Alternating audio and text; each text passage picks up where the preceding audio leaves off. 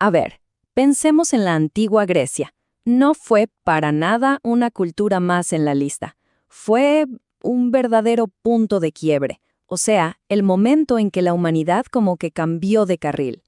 Hoy vamos a meternos de lleno a ver cómo sus ideas de ingeniería social, política, filosófica, terminaron construyendo, en gran medida, el mundo en el que vivimos hoy. Esta frase lo resume todo, ¿no? Es que esta es la historia de cómo pasamos de ser súbditos, gente que vivía con miedo a los dioses, a los tiranos, a ser ciudadanos. Ciudadanos con la herramienta más potente que existe, la curiosidad, el pensamiento crítico. Así que bueno, veamos cómo se dio ese cambiazo. Y todo empieza con la tierra misma.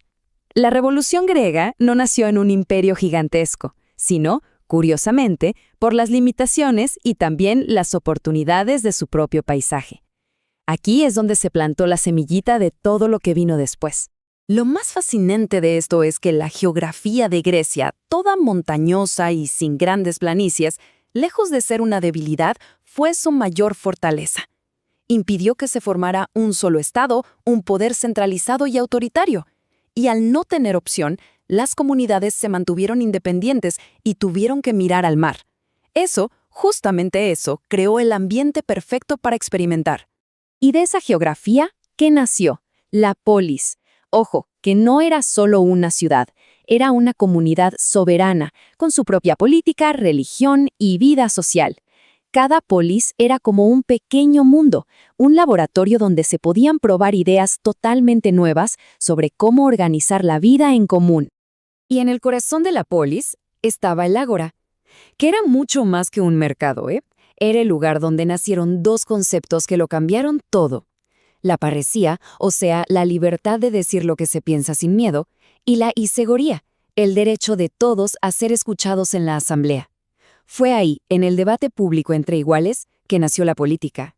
Bueno, pasemos a la primera gran rama que salió de esta semilla, la democracia. La idea de que el poder no venía de los dioses ni de la sangre, sino de la gente, fue uno de los inventos más explosivos de toda la historia. Miren nada más este contraste. El modelo de siempre era de arriba hacia abajo. El poder se heredaba o venía de los dioses y los súbditos pues obedecían y ya. El sistema ateniense le dio la vuelta por completo. El poder era de los ciudadanos, las decisiones se tomaban por mayoría y lo más importante, se esperaba que la gente participara, que debatiera. Y claro, para que esto no se quedara solo en el papel, los atenienses crearon la mistoforía. Y esto es clave, ¿eh? Básicamente era una paga para los ciudadanos por hacer su trabajo cívico. Ya saben, ir a la asamblea, ser jurado. ¿Qué lograban con esto? Pues algo importantísimo, que la democracia no fuera un club para ricos. No, era un derecho real y accesible para cualquiera. Imagínense lo radical que era eso en su época. Pero este nuevo foco en el ser humano no solo cambió las leyes, cambió por completo su arte. Dejaron de ver solo hacia los dioses para empezar a verse a sí mismos. Y lo que vieron, bueno, redefinió la idea de belleza para siempre. Al principio, el arte, como estas estatuas tipo Kouros, era muy tieso, muy frontal, casi un reflejo del arte egipcio. Representaba una idea, algo divino, eterno, pero sin movimiento, sin vida, sin emoción. Y de repente, ¡pum!, se llega a obras como el Discóbolo. Aquí el tema ya no es un dios lejano, sino el potencial humano en su máxima expresión. Captura el movimiento, la tensión de los músculos, la belleza ideal de un ciudadano atleta. El arte de pronto se volvió una celebración del ser humano. Y esta idea de un arte hecho para el ser humano se ve perfecto aquí. El Partenón, la joya de su arquitectura, está lleno de trucos visuales, por así decirlo. Por ejemplo, las columnas no son rectas.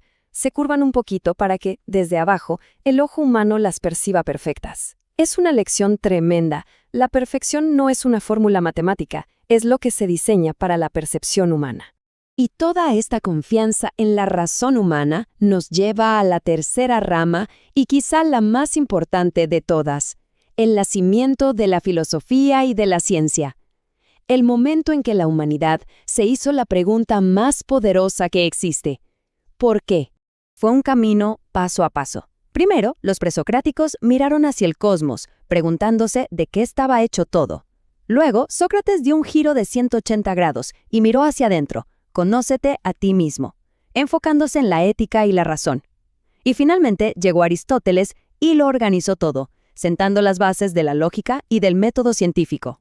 1800. Así, el número solo quizá no dice mucho, pero representa la distancia en el tiempo de uno de los saltos de la mente humana más atrevidos y sorprendentes que han existido.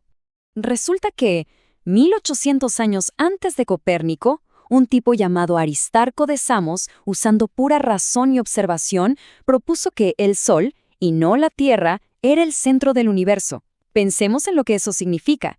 Es la prueba más clara de hasta dónde llegó su pensamiento científico. Se atrevieron a desafiar mitos, supersticiones, todo, con tal de encontrar una explicación racional para el cosmos. ¡Increíble! Entonces, después de todo esto, ¿por qué nos importa Grecia hoy? Pues porque no es solo historia antigua. Sus ideas son herramientas vivas que podemos, y yo diría que debemos, usar para enfrentar los problemas de nuestro tiempo. Pensemos en esto por un segundo.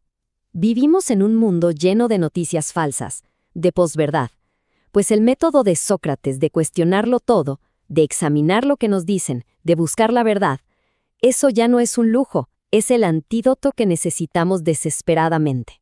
Y esto nos deja con una pregunta que es para todos nosotros. Hoy, en esta época de polarización tan intensa, con tanta desinformación que amenaza con romperlo todo, ¿cuál es nuestra responsabilidad como ciudadanos? Y aquí está el remate. Estudiar a los griegos no es como mirar ruinas viejas. Es recordar que somos ciudadanos con derechos, sí, pero sobre todo con la responsabilidad de participar, de pensar por nosotros mismos y de construir juntos una verdad. En ese sentido, es un acto de pura supervivencia cívica.